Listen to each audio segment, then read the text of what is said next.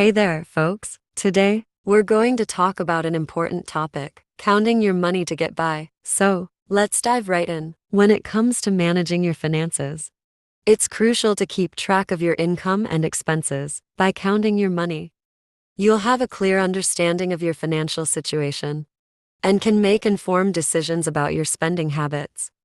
Remember, keeping a close eye on your finances is key to achieving your financial goals. So, start counting your money today and take control of your financial future. 1. Let's budget for food instead of going to a restaurant spending $20 to $30 on a meal. Make a home-cooked meal or snack. This will save you a ton at cutting costs. Even use leftovers as the next meal for tomorrow. 2. You don't need everything you see. Cut down on overspending, not buying wants, but focus on what you actually need. 3. Get ahead on bills if you have the money. Give them 20 to 50% more.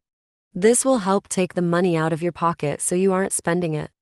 Thank you for tuning in. And if you found this helpful, don't forget to like, share, and subscribe for more financial tips and advice.